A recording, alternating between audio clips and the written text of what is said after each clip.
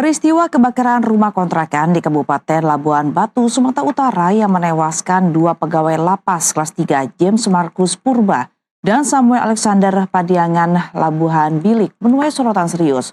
Keluarga korban mendesak agar kasus tersebut diungkap secara transparan dan menyeluruh karena dinilai terhadap sejumlah kejanggalan.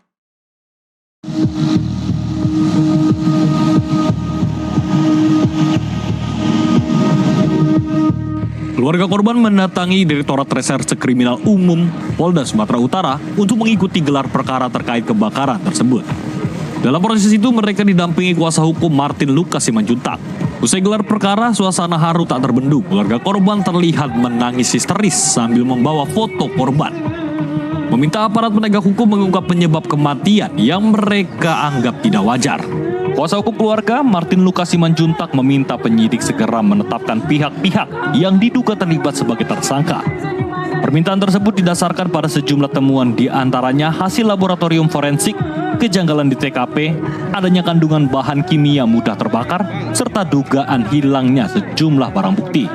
Dari hasil scientific crime investigation bahwa penyebab terjadinya kebakaran di rumah kos yang menewaskan dua petugas lapas, perhatikan ini adalah api terbuka atau open flame, dan api terbuka ini yang dimaksudkan adalah disengaja dilakukan dan bahan yang tidak seharusnya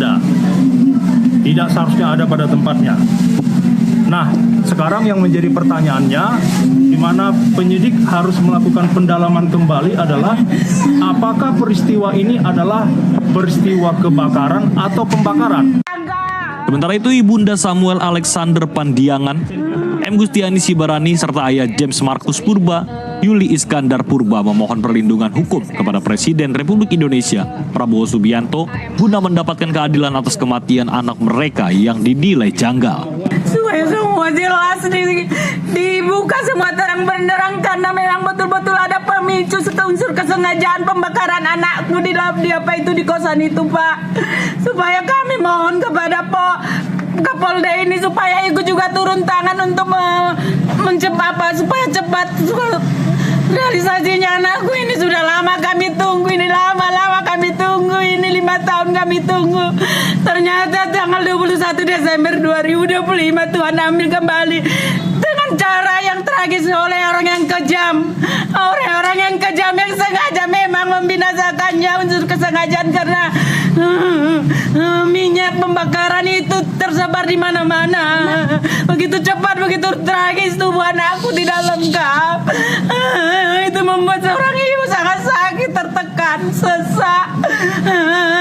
Mohon kepada semua penyidik supaya tepat di dalam pekerjaannya dengan amanah, yang takut akan Tuhan, tidak ada yang ditutupi oleh apapun, sehingga ada tersangka siapa yang menyebabkan pembakaran itu.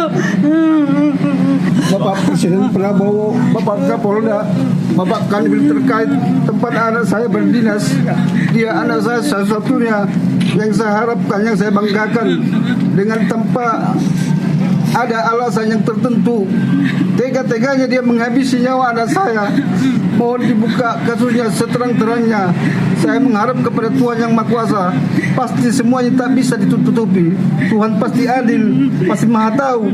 Tolong dibukakan kasus anak saya ini, apa penyebab kematiannya dan apa motif dia untuk mengakhiri nyawa anak saya. Untuk saat ini hanya itu yang bisa saya sampaikan.